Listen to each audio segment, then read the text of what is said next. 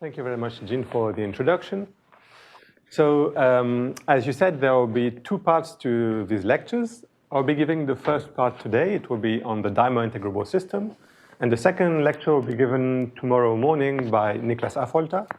And he'll be discussing integrability from the perspective of discrete differential geometry. So these two talks will be completely independent. You can attend Niklas's talk even if you understood nothing from my talk. But actually what we are understanding now, we have been building a framework which is a common generalization of both. So you can see these two as the two sides of the same coin. But I'll just discuss today one of these sides. And the connection between the two goes beyond the scope of these lectures. You'll hear about it more in workshop 1, but in our lectures we want to stick with the basics of the theory.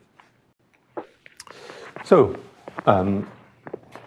this is an introduction to discrete integrable systems, but first I need to tell you a bit about continuous integrable systems. So discrete here means discrete time. So continuous, it will be continuous time integrable systems. And I cannot develop the theory, in just one lecture like this, so it would just be a taste of continuous time integrable systems. I'll start at, let's say, a high school level with a toy model, which is the harmonic oscillator.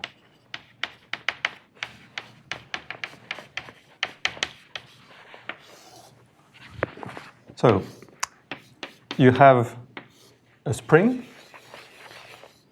with constant K, at the end of which is attached a mass, which moves. So the equation of motion for this is given by this second order linear differential equation. You are given the initial position and the initial velocity, so what you have is a Cauchy problem. You can solve this equation. But what you learn in physics class is that the right way to think about this harmonic oscillator is to look at the energy. So, what is the energy? It's a sum of two terms. You have the kinetic energy, and you have the potential energy. And for this system, this energy is a conserved quantity. It doesn't change over time. And what you do then is that you draw the phase diagram. So if you look at the trajectory, it's x as a function of t, but in the phase diagram, you take different coordinates, different variables.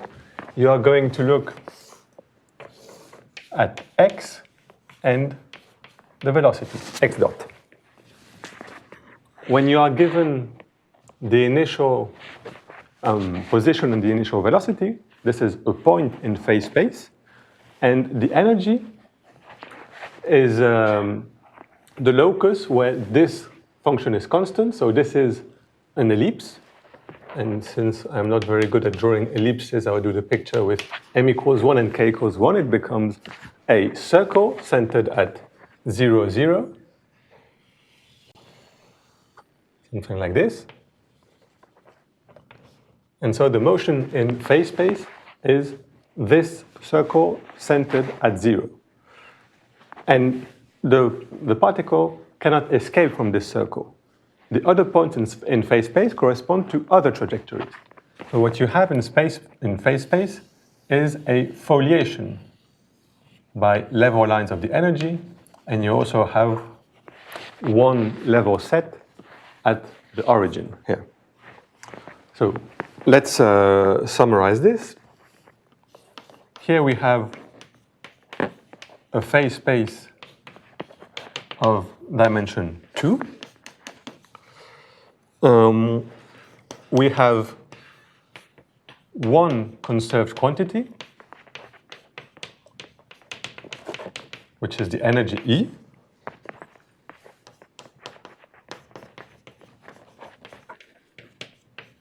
The phase space is foliated by level sets of the energy.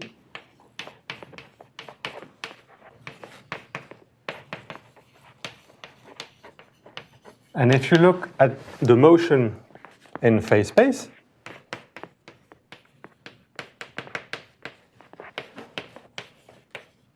it's rotation at uniform speed on the circle. So if I hadn't taken a circle, K and M may be different from 1. It's an ellipse, and provided you take the appropriate coordinates on the ellipse, what you have is rotation at uniform speed on the ellipse. At uniform speed. So this is a toy model for integrable systems. More generally, you have Hamiltonian integrable systems. It's something of higher dimension. So first, is there any question about the harmonic oscillator?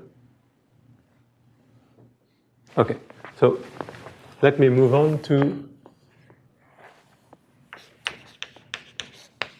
a more general case. The case of Hamiltonian integrable systems.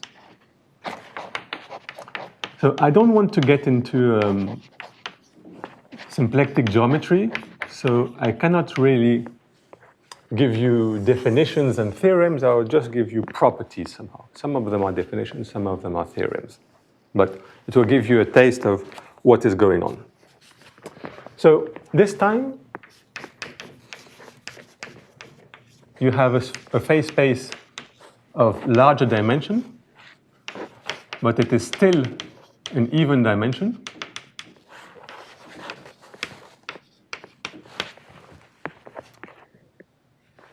Instead of having only one conserved quantity, you have n conserved quantity. And these conserved quantities are functionally independent.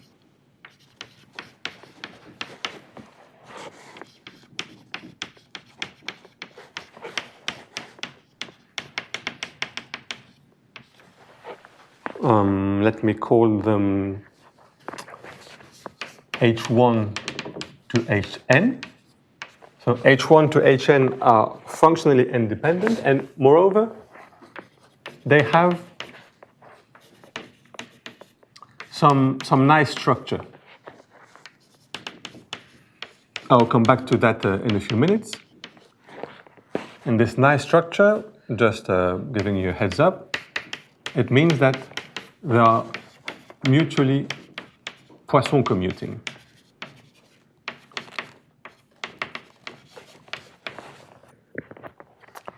And these n independent conserved quantities are called the Hamiltonians of the system.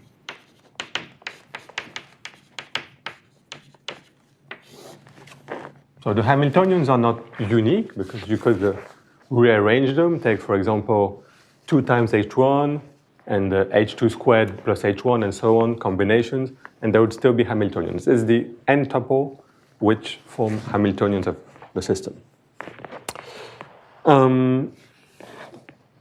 And the last item to parallel this item here is that, no, there are 2 more things. So the level sets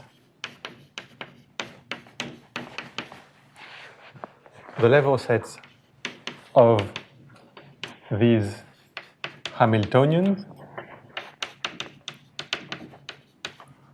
are topological tori.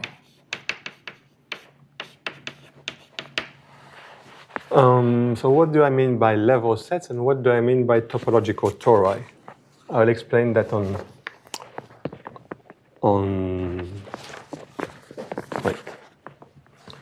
our n-dimensional topological tori, i.e. products of n circles. So when I say level sets of the Hamiltonians, it means that you have n functions and you prescribe the values of each of these n functions. And you look at the locus where these n functions take some prescribed value. this is topologically a torus. So let me give you a picture when n equals 2. The level set may be something like this. So this is for me a torus, meaning that I glue the left boundary with the right boundary of the square, and I glue the top boundary with the bottom boundary of the square. So it gives me a torus. And translation on this torus means that so in phase space, maybe you're starting somewhere here, and your motion is translation like this. So when you get here, it's the same point as here. You continue like this, and so on. When you say motion, does that mean evolution with respect to a specific Hamiltonian of these, or? Yes, so usually in physics, the evolution is given by one specific Hamiltonian, and then you have this dynamics. But here, I'm not getting into the details of how you got your dynamics in the beginning, because you'll see for the diamond integrable system, you don't start with one specific Hamiltonian, you start with some discrete transformation, which gives you a discrete time dynamics. And for this, you will have this structure. But indeed, in physics, often you will have a Hamiltonian. Yes, yes. But I just don't want to go into symplectic geometry because it will get too technical too quickly. So, yeah, so this is the trajectory on this torus, but you can see also this torus as a product of two circles. Here you have, let me draw it in red, one curve on the torus, which is a circle. So you can project the point on this circle, and you have another circle up here. You can project the point there. So you can see two torus. Topologically, it's a product of two circles. And a point in phase space is just a pair of points, one on each circle, and each of them is moving at some speed on their circle. So, wait, I didn't write that thing. Let me write that.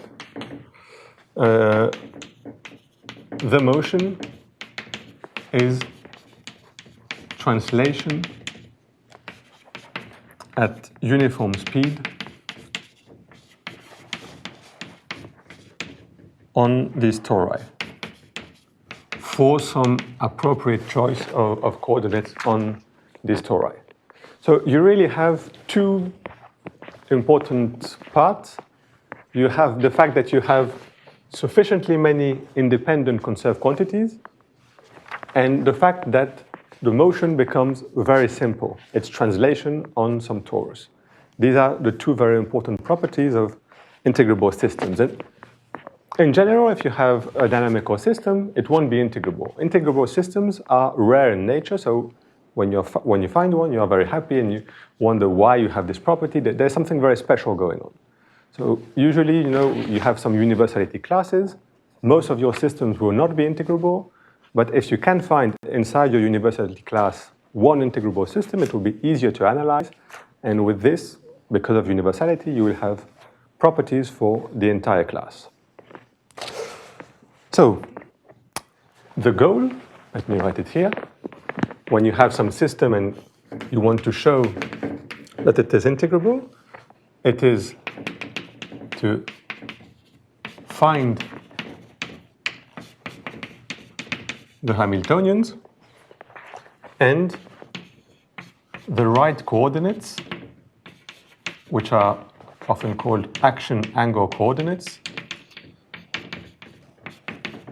to describe the motion very simply. Once you find the right coordinates, the motion for integrable system is quite trivial. These are trivial systems once you find the right coordinates, and the hard thing is to find these coordinates. Describe the motion very simply. So this is the most common setting for integrable systems, Hamiltonian integrable systems. And I will describe to you the diamond integrable system very soon. It is not the Hamiltonian integrable system. It's in a slightly more general class, which is called Poisson integrable systems. So before I get to that, I need to tell you about Poisson brackets. I told you I will come back to Poisson brackets. So Poisson brackets.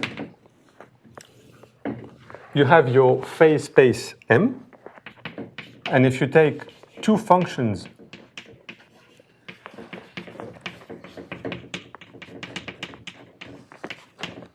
on this phase space,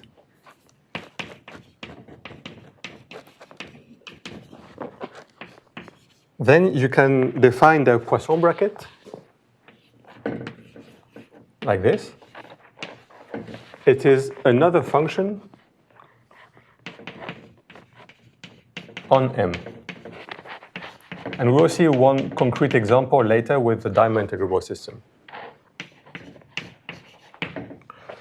And it's another function, and the map from the pair Fg to the Poisson bracket Fg should satisfy a few properties in order for it to be a Poisson bracket.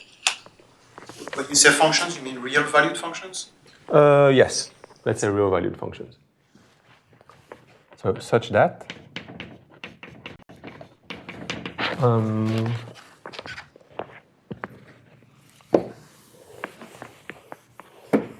so the first property is it should be bilinear, linear in both F and G.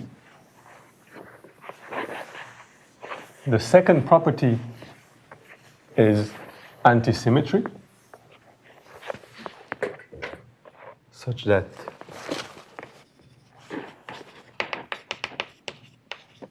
so it's bilinear.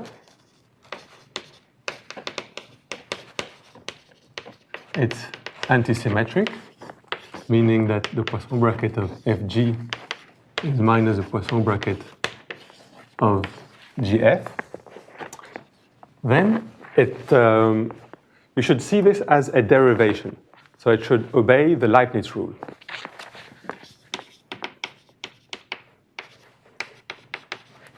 So what's the Leibniz rule? If you have the product of two functions Fg and you apply it to H, it is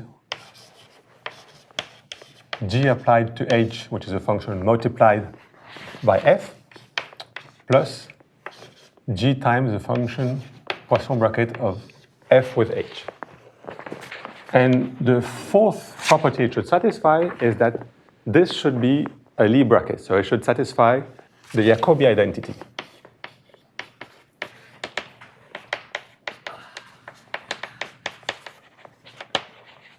So it's Poisson bracket of F with another Poisson bracket of G and H, and then you cyclically permute the functions and take the sum of the three terms.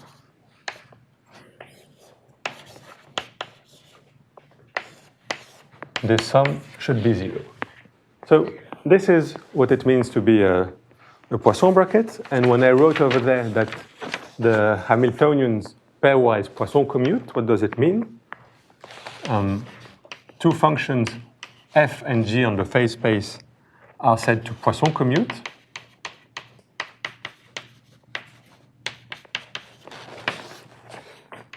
If their Poisson bracket vanishes. It's uniformly 0, it's a 0 function. So yeah, let me write this again. Hamiltonians mutually Poisson commute.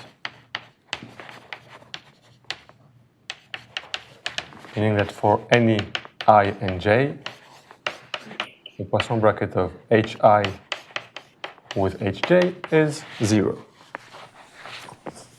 So the Poisson bracket is part of the data of the balance? Yes. Normally you start with a symplectic manifold, which comes with a symplectic structure that will give you the Poisson bracket. And yeah, normally you assume that you have these n independent conserved quantities that Poisson commute, and there is the Arnold-Liouville theorem that tells you that the level sets of these Hamiltonians will be some n-dimensional tori. That's a consequence. So that's the setting of Hamiltonian integrable systems. And I need to tell you what are Poisson integrable systems. It's slightly more general. I don't know if I can just copy this definition. Change it a little bit. So even more generally, you have Poisson integrable systems. So this time, the phase space doesn't have to be even dimensional. So it's just some integer. I'll call it p, maybe even or odd. And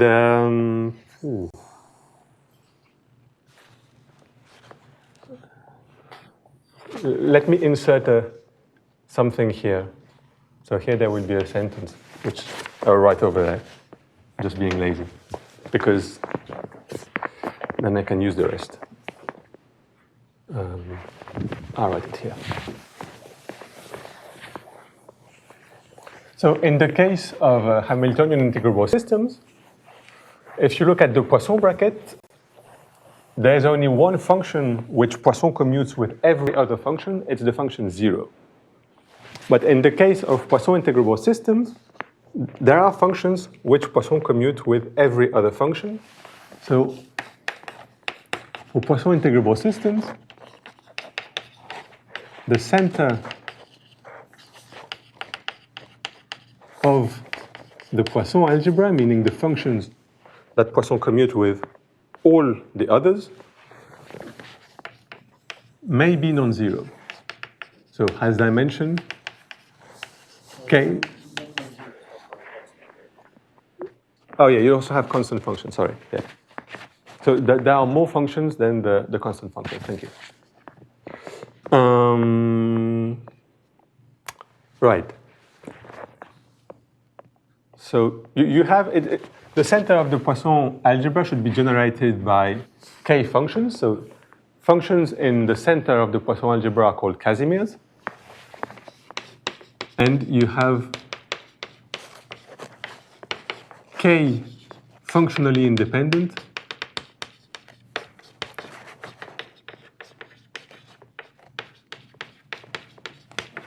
Casimir functions. I will call them C1 up to Ck. So the first thing you need to do, you have your space M of dimension P. You need to fix the values of all these Casimirs. Each time you fix the value of one function, your dimension drops by 1. So when you fix the value of k functions, you have something of dimension P minus k. So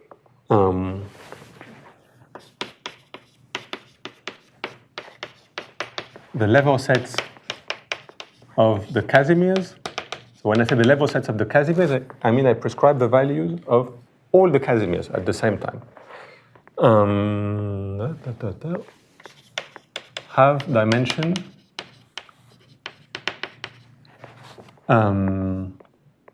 P minus k. And this P minus k, it should be an even number if you want it to be a Poisson integrable system. So that on these level sets, then you can use what we had for the Hamiltonian integrable system. So I require that these level sets have even dimension 2n. Have even dimension. Then on these level sets of the Casimirs, you can go back here. Let me write here, insert text, which is over there. Then you have n functionally independent conserved quantities, h1 to hn, which mutually Poisson commute. And the level sets of these Hamiltonians, I should add here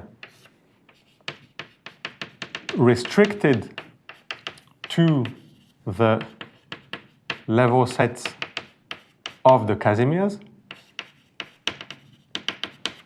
they are n-dimensional topological tori. And you have again this property here.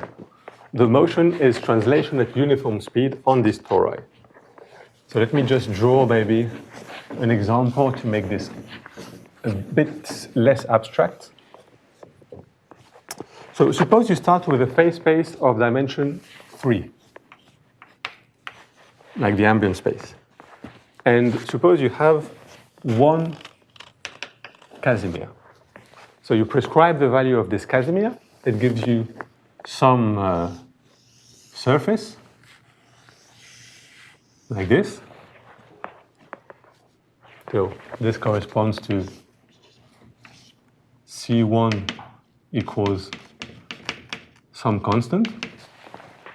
And this has dimension, so this surface has dimension 2. So here n equals 1. And then you would have one Hamiltonian, and the level sets of the Hamiltonian will be topological circles on this surface. So you would have something like this. And the motion would be inside the surface on one of these circles, translation at uniform speed, provided you have the right coordinates, the right angle coordinates on these topological circles.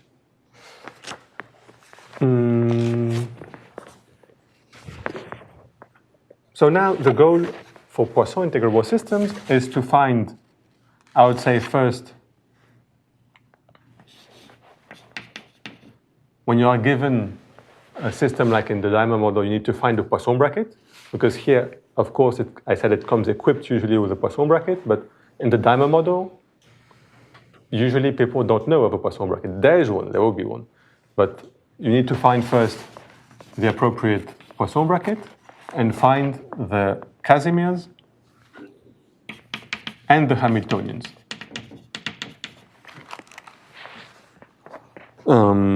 So let me write that for Poisson integrable systems, there are two types of conserved quantities for the dynamics.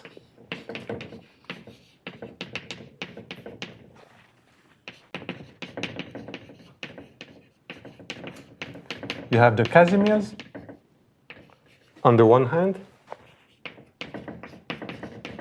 and the Hamiltonians.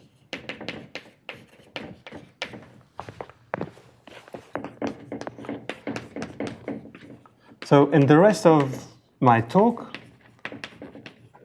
I will describe to you the Dimer dynamics. I'll give you the Poisson bracket, the Casimirs, the Hamiltonians, and try to explain to you why do you have rotation at uniform speed on some tori. Do you have any questions on these continuous integrable systems?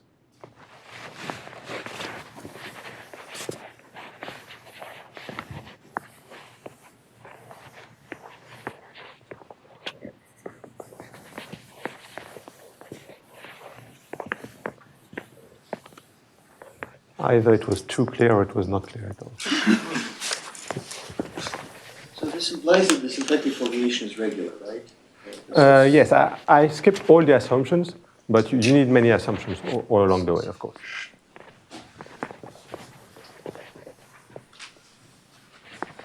Just ask a comment. In Poisson geometry, you have this maybe weaker notion of Poisson commutativity, where the Poisson bracket of two functions is proportional to the product. Right? To the what? The Poisson bracket of f and g is proportional to the product fg. Oh, So this is like log canonical Poisson bracket. Yes. Yeah, so I'll come to that in cluster algebra. It's a specific example of. Yes. Yeah, I'll come to that.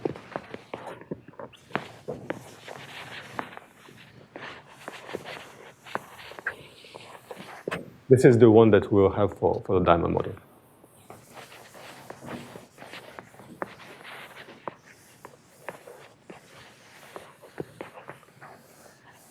All right, so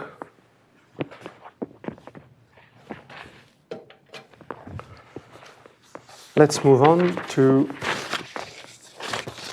the dimer integrable system. So I want to stress just once that this holds only for bipartite graphs, meaning that you have black and white vertices, and you have edges only between black vertices and white vertices, not between vertices of the same color. And it's a big open question whether you can do similar things for non-bipartite graphs.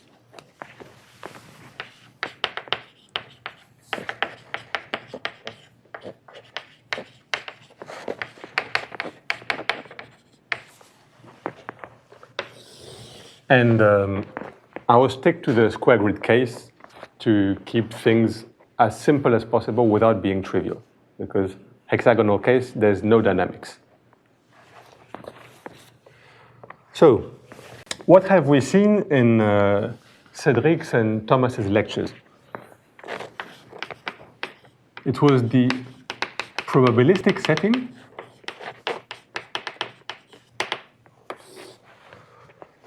So you have a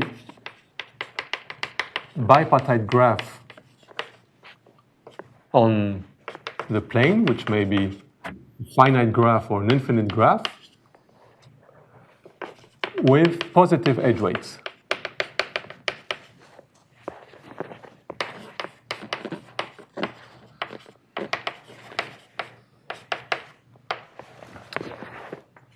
Something like this.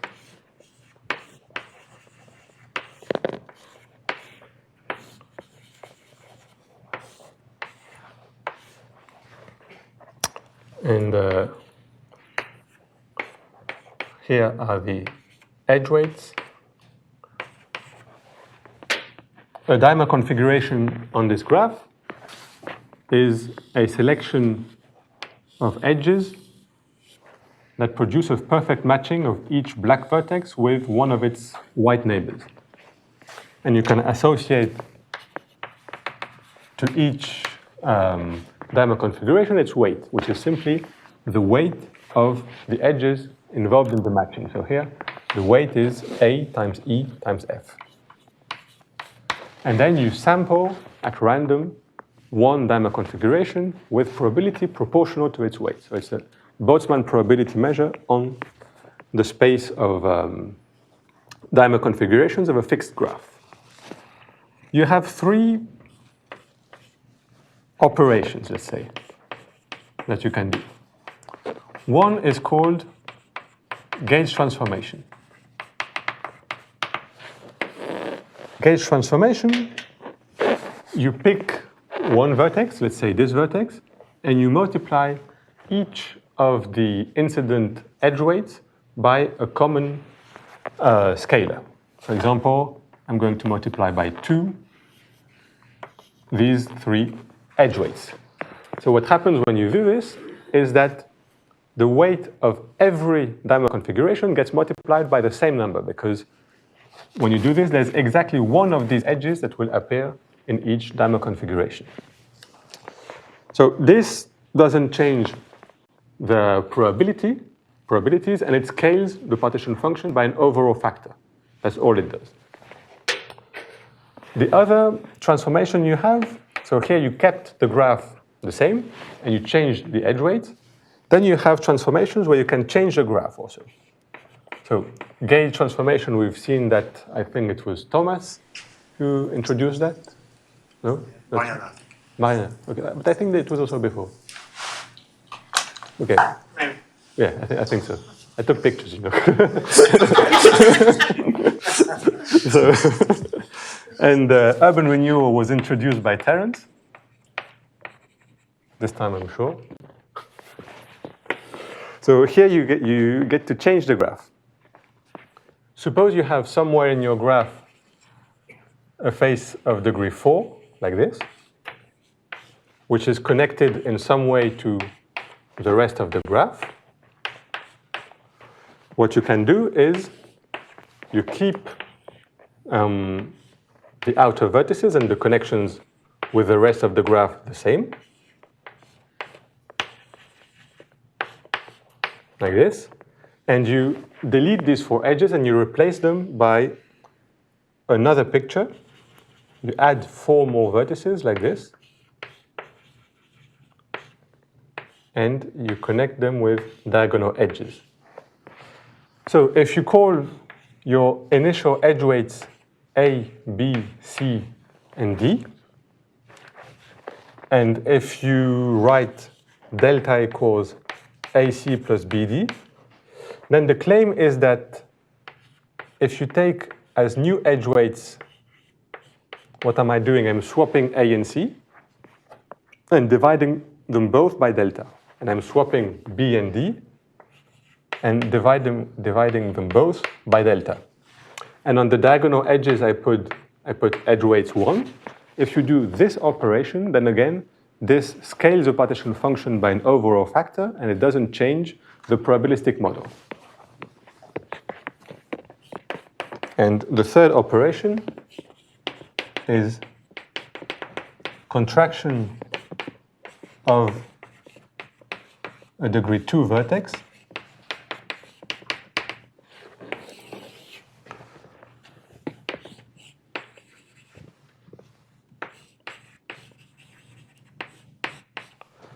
So here, what do? Suppose each of these 2 edges have weight 1. You delete the central vertex, you delete these 2 edges, and you merge the 2 endpoints. And they keep their connections to the outside. They share them like this. This operation, let's say I do it just in this direction. Again, let's say for these 3 operations,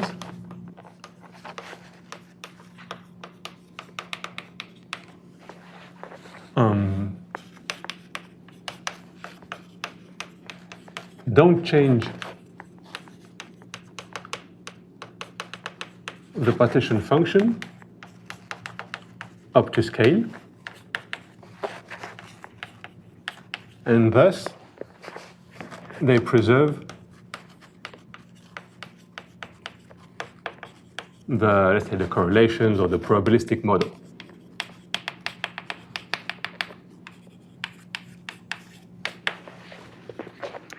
So you see, we have some natural operations that come from probability, and we're going to use these probabilistic somehow operations to build our integrable system. How do we do that in the square grid case? So square grid dynamics.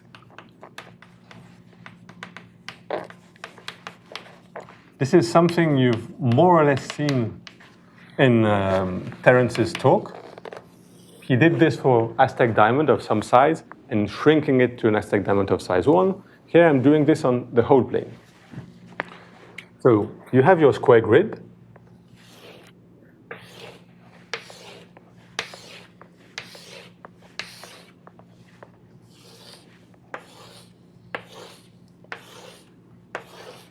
Something like this. And so it has black and white vertices. And the square grid also comes with a checkerboard coloring. Checkerboard, usually it's black and white faces, but I don't want to confuse you with the black and white vertices. So I will do my checkerboard coloring with red and green.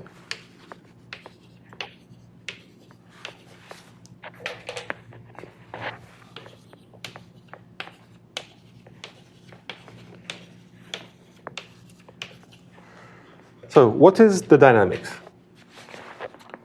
The dynamics is that you do urban renewal at each red face, and you do all of them simultaneously. Then you contract degree 2 vertices. Then you do urban renewal at all the green faces at the same time.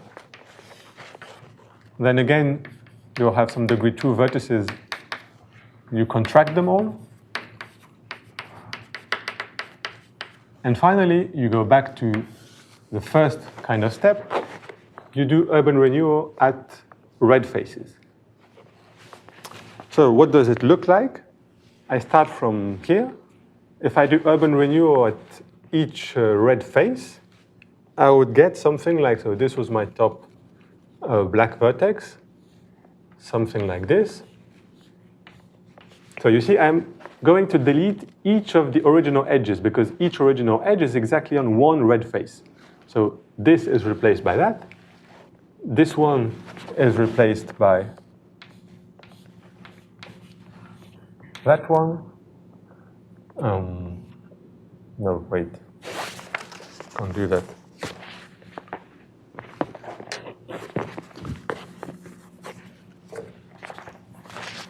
Like this, sorry.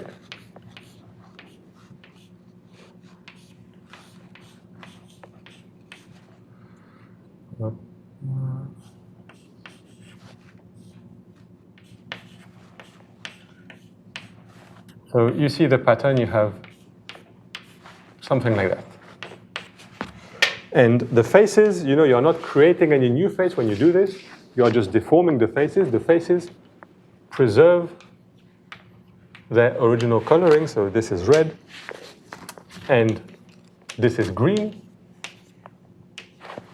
And then you contract all the degree 2 vertices that you have because you had diagonal legs, and you get back to a picture like this. And you iterate this. So this is some dynamics. You see that the underlying graph, you'll keep coming back to the square grid. But here you see the edge weights change on the urban renewal. So your edge weight will keep changing here. So it's indeed some dynamics. Let me write this.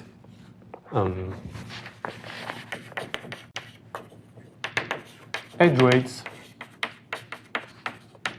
evolve with time.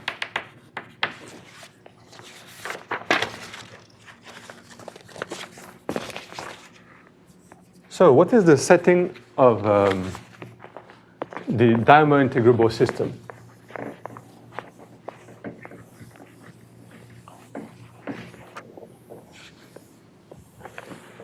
We'll be looking at bipartite graphs, no longer on the plane, but rather on the torus.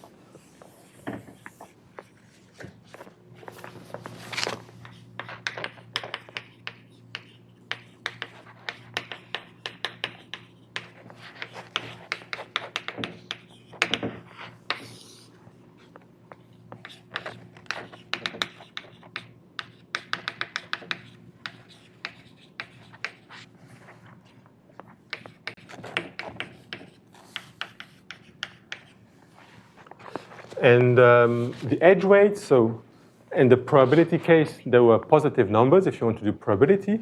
But here we can consider more generally non-zero complex numbers. But if you like positive numbers, it still works with positive numbers. And okay, let me draw just the running example for this talk.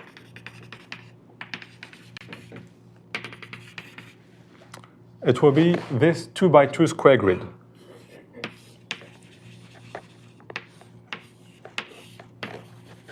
So again, I recall that this is a fundamental domain of the torus. I'm gluing the left side with the right side and the bottom side with the top side. I have 4 vertices, 2 black vertices and 2 white vertices. And I have 8 edges, like this. Sanjay? Yes. If you really were to do that with complex number or negative numbers, could you not have an issue that delta becomes 0 at some point? Non-zero complex numbers. Right, but AC plus BD could become 0, no? It works generically. That's an easy answer in algebraic geometry, when you're stuck. But I think that's the correct answer. Okay, so let's keep it positive real to avoid conditions of genericity. So this is the setting, but what is the phase space for this dynamics? If you remember the talks by Terence and by Thomas, what was important were the edge weight modulo gauge. These were the important things for the probabilistic model. So we are going to look at the space of edge weights modulo gauge transformations. And so what was said yesterday is that you have some coordinates on the space given by the alternating product of edge weights around faces. This was in the case of planar graphs. Here my graph is on the torus, so it's slightly more general. Whenever you have a directed cycle on the graph, so let's say black vertex B1, which has a white neighbor W1, and so on. Let's say it's k black vertices and k white vertices. And after WK, you come back to B1. Then you can define the alternating products of edge weights.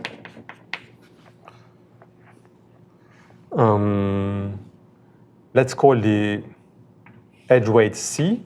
So the edge between black vertex B1 and white vertex W1, I will call that C B1 W1. So I'm going to take this edge weight from black to white divided by the weight from white to black divided by C W1 B2 multiplied by this one divided by the next one and so on. So C BK WK, C WK B1. This is an alternating product, and these alternating products are gauge invariants.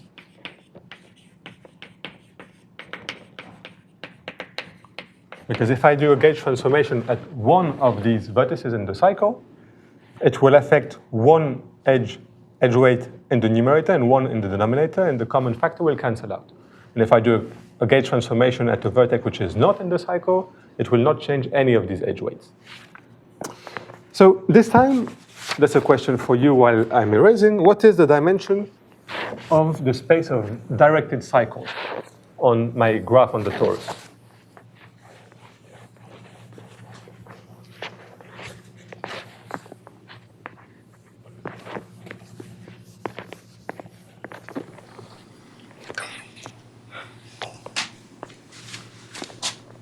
No answer?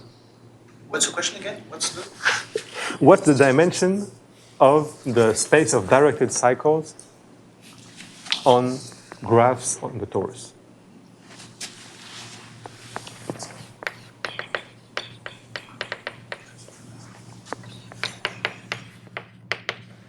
So what we saw yesterday is that we can take the boundary of each face. That's a directed cycle. So let me draw a few directed cycles on this graph.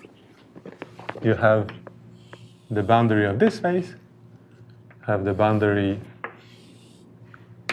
of that face. You have another boundary here, which is a bit complicated to draw, and another one, the last one here. So you have 4 face boundaries. So what's the dimension of a... So, yes? Number of faces minus 1. So what Cedric implies is that here I have 4 cycles, but if I take these 4 alternating products, you will see each edge weight appearing once for one face in the numerator, for example, and once for the other face in the denominator. So the product of all faces of these alternating products is 1, indeed. So the dimension is, so far, number of faces minus 1. What do you call the space? Sorry, what do you mean by dimension of space of directed cycles? Sorry. Well, you can add them, meaning concatenate them. You can formally add cycles.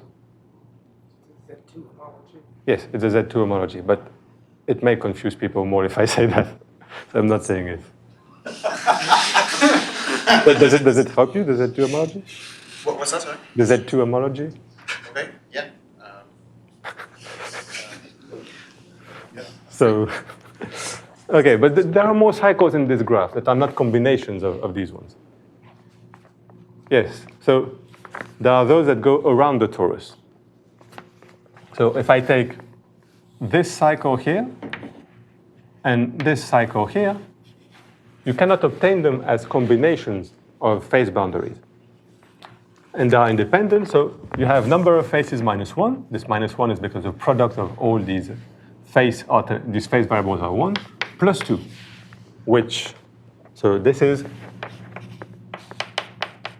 cycles around the torus.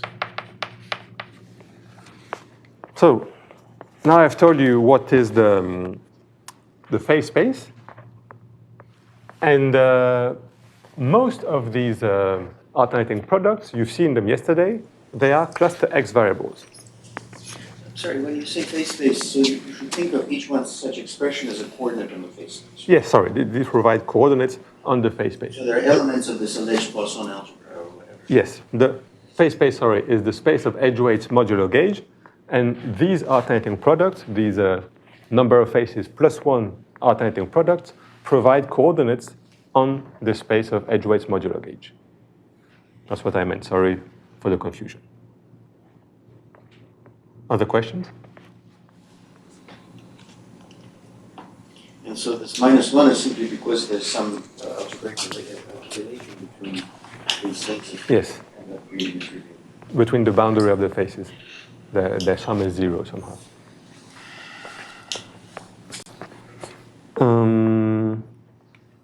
Okay, so a remark is that we have seen most of these alternating products yesterday in Terence's lecture. So these alternating products of edge weights around faces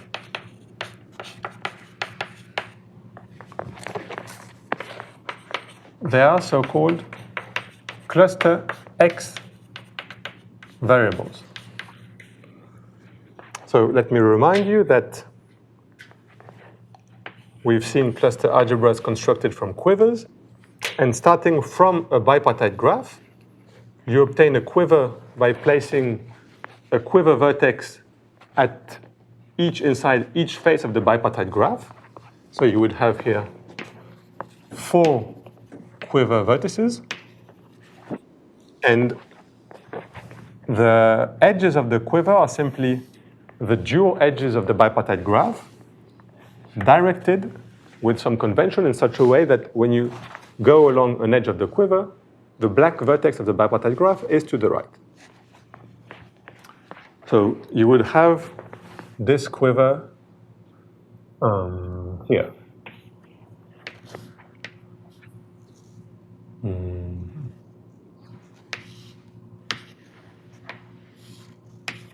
Like this.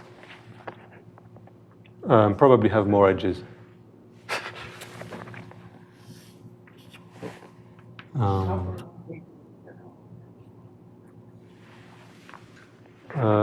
What?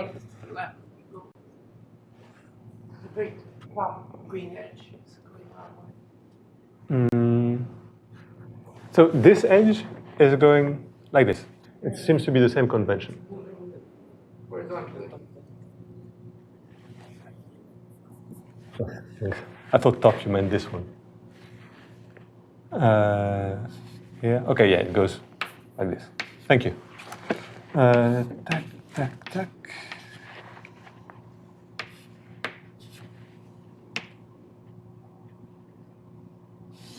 Okay. So you got the picture, even if I'm struggling on the board. Probably this is the quiver.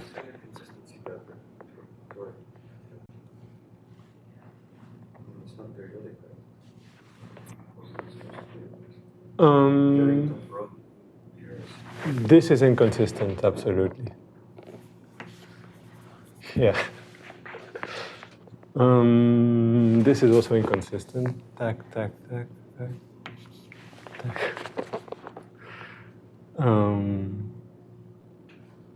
Does it look good now? Yes. Thanks. So it should be consistent. If it's not, it's just that I'm struggling in front of the board. I need to back up a bit. So what we saw was that, so let me rewrite that. If I find my chalk.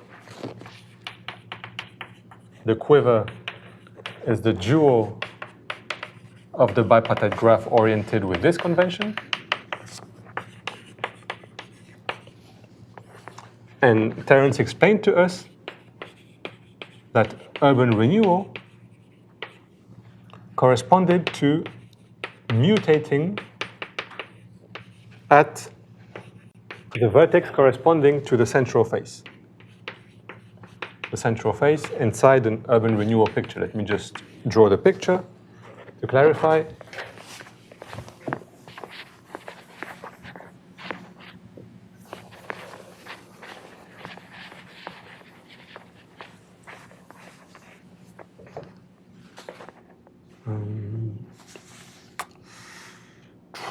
No, I won't draw it because I'm running out of time. So just go and watch the video of Terence's talk. It corresponds to a mutation at the face at the center of the urban renewal picture. And you have explicit formulas for the change of coordinates. But what coordinates? It's the cluster X variables, not the other ones, the A variables.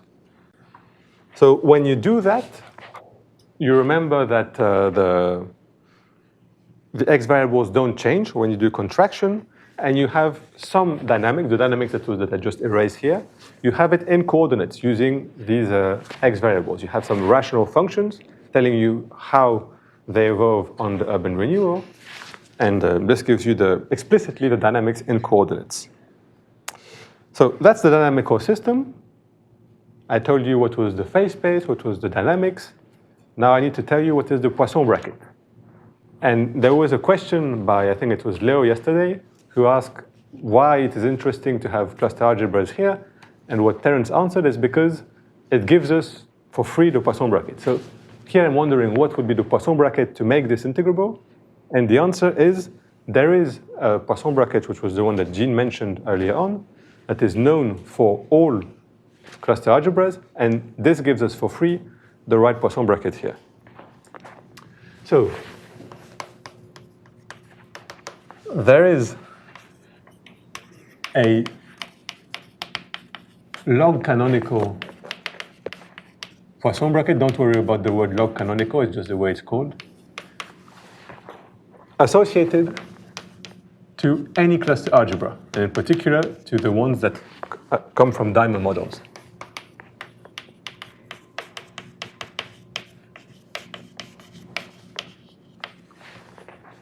So any cluster algebras built from quivers. And this is work of Gerchmann, Shapiro, and Weinstein. Maybe in 2002, something like that. What is this Poisson bracket explicitly? If you have two capital X variables. So here I'm being very general. I'm not looking at a cluster algebra coming from the diamond model, but just some cluster algebra associated to an arbitrary quiver. And I have two vertices of the quiver and variable X attached to one vertex and variable X prime attached to another vertex. Then the Poisson bracket of these two. Are they in the same seed? Yes, in the same seed, sorry. So I really need to fix one quiver, so they will be in the same seed. And it's important because there's some compatibility between the different quivers.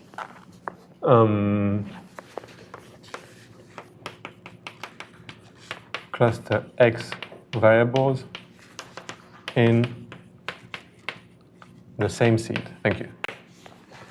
So the Poisson bracket is given by the product of these two variables multiplied by some number. what I call x epsilon from x to x prime, which is just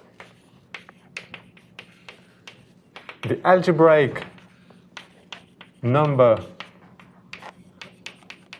of arrows from the vertex carrying x to the vertex carrying x prime. So if there is no edge between, so for example, take this quiver here, it's the green thing that you should look at between these two quiver vertices, there is no edge. So the Poisson bracket of these two x variables is 0. If you look at the Poisson bracket of first this x variable and then this x variable, what would it be?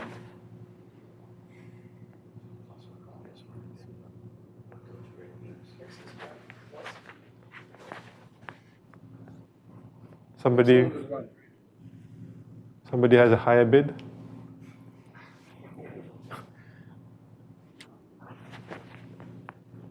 Two. Because there's also this arrow there. It's treacherous. So yeah. And if you do it in the other direction, Poisson bracket of first this x variable then this one, since you're counting things algebraically, it will be -2. So by construction, this is antisymmetric. It is bilinear because the product is bilinear, and you can check that it satisfies the other rules, Leibniz rule and the Jacobi identity. So I won't go into details, but as Leo said, this is, you fix one quiver, you have one Poisson bracket. That what you can do is you can mutate this quiver, you get another quiver, you will get another Poisson bracket.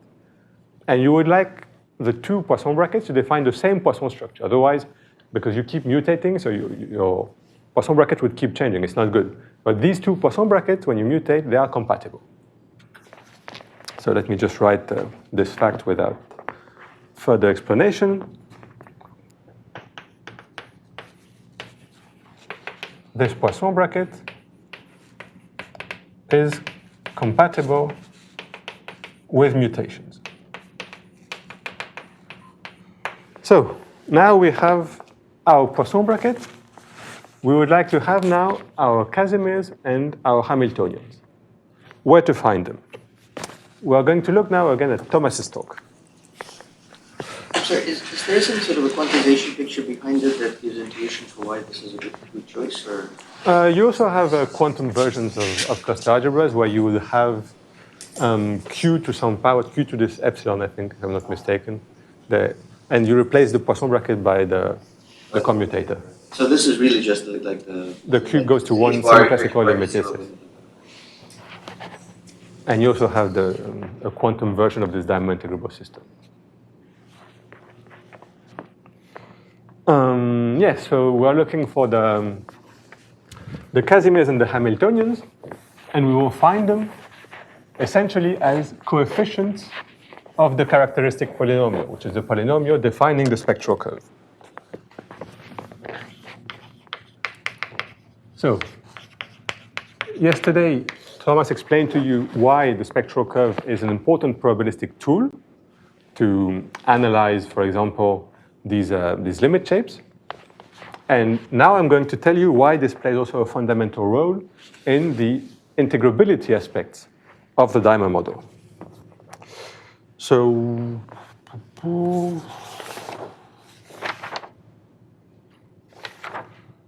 let me recall briefly how you compute the spectral curve on the same example, but I'm just going to redraw the picture. So that's the boundary of my torus.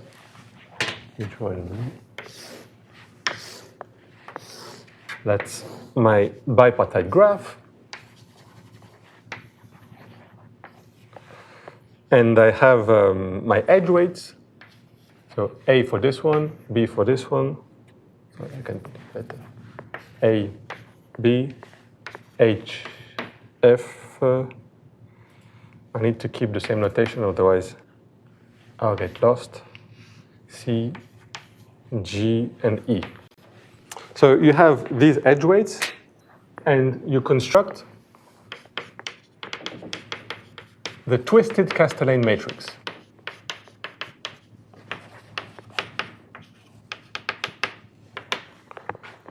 Which depends on two parameters, non-zero complex numbers, Z and W. So it's essentially the black to white adjacency matrix. So here you have white vertex number 1, black vertex number 1, black vertex number 2, white vertex number 2.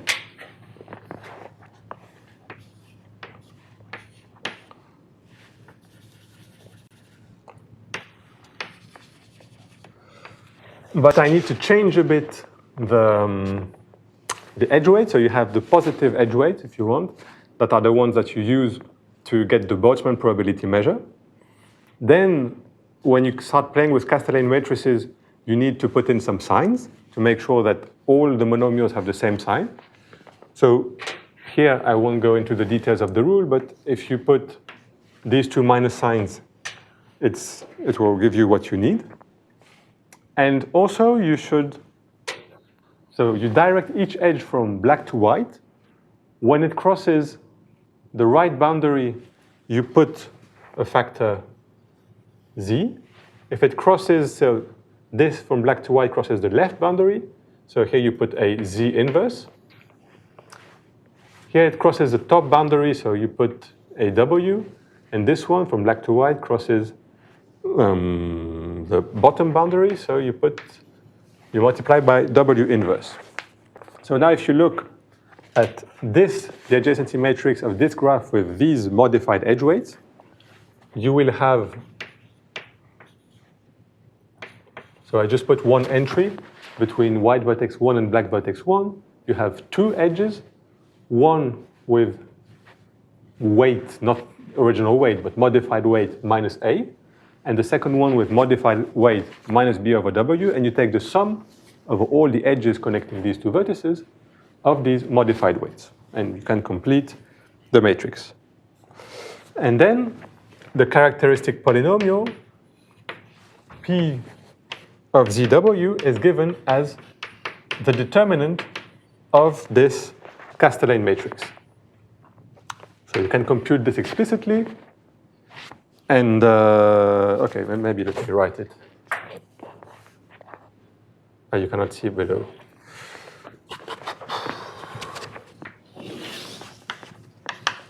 It's equal to FGZ plus EH over Z plus ADW plus BC over W plus some constant terms, and just an overall minus sign, like this.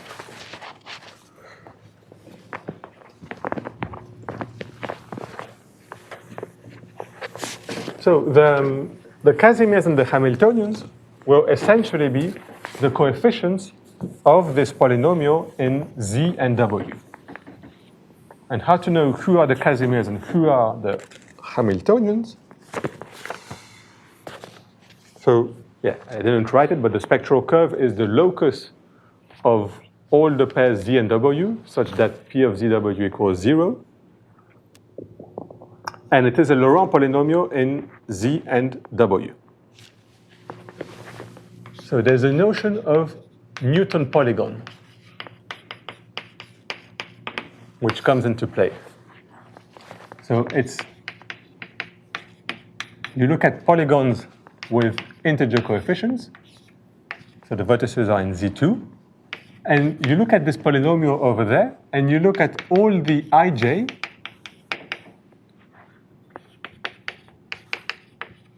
such that Z to the I, W to the J has some non-zero coefficient. So here, what would be the Newton polygon? So I cannot see because it's too far away. Oh, wait, it's here. So you have one term in Z. So you would have the point 1, 0. You have one term in Z inverse, so it would be the point minus 1, 0. you have one term in W, so it will be 0, 1. And one term in W inverse, which is 0, -1. And the last 4 terms, they correspond to the constant term, so it corresponds to 0, 0. So our Newton polygon here is simply this quadrilateral. And we are going to distinguish between the coefficients associated to boundary points of this polygon and coefficients associated to points that are strictly inside the polygon. If you have a point on the boundary somewhere here, it's considered as a boundary point. So,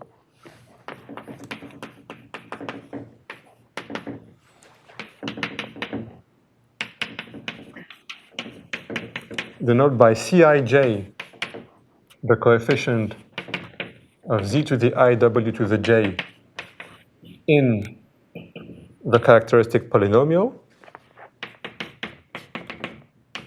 If ij is on the boundary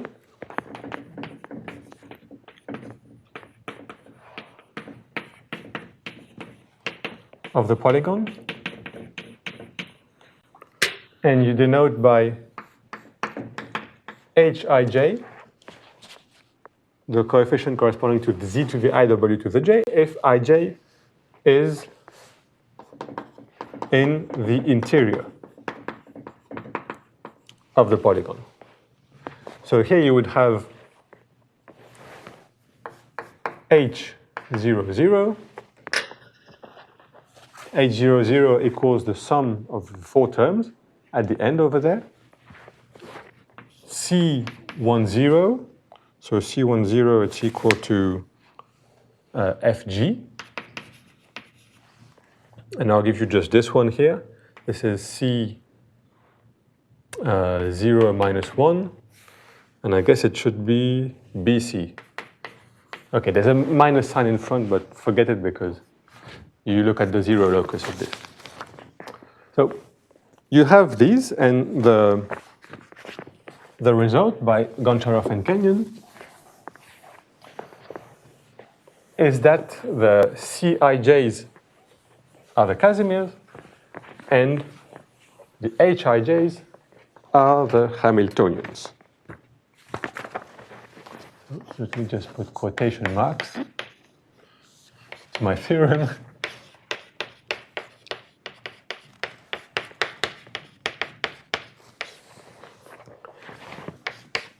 So the function Cij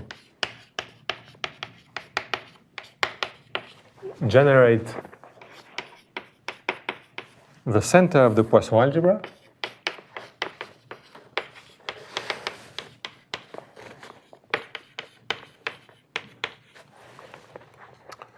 and the functions Hij are mutually independent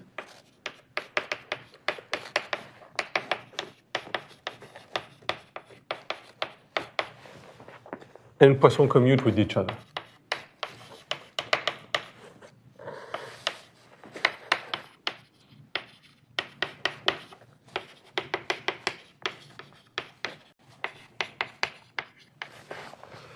So why did I put inverted commas? It's because I recall that our phase space is the space of phase weights, and here I have my C's and my H's in terms of edge weights. So to make everything elements of my phase space, I should pick one of these Casimirs, divide everything by one of these coefficients, one of these extremo coefficients, making one coefficient 1, and then what I get are really elements of the phase space. Then you can remove the inverted commas. And these are conserved quantities of the dynamics for some obvious reason, is that the spectral curve is obtained, so it's determinant of Castellane, so it's a partition function. And as I said, the urban renewal operation and contraction of degree 2 vertices doesn't change the partition function up to global scale. So in particular, it doesn't change the spectral curve, so it doesn't change the coefficients of the spectral curve. So I've told you most of what I wanted to say in the last, maybe if I can take one more minute to say very quickly, there's the second part of the story, which is that the motion is translation at uniform speed on this tori. How do you see this tori? Basically, it's related to what is called in algebraic geometry the Jacobian of the spectral curve. And you saw a picture by Thomas yesterday of what is called the amoeba. So this is in the case of positive real edge weights. In that case, the spectral curve is particularly nice. It has the simple Harnack property. And you have, if you draw the spectral curve in log-log coordinates, you have something like this, called the amoeba of the spectral curve. And then you have, I won't explain how you define the divisor, but it's a collection of points, and it's exactly 1 point on each of these ovals. And when you evolve the dynamics, these points are going to turn on these ovals of the amoeba. So somehow the Liouville tori that you had, the motion was on some tori, high-dimensional tori, what I said at the beginning for integrable systems, is just the product of these ovals of the amoeba. And I'll stop here. Thank you for your attention.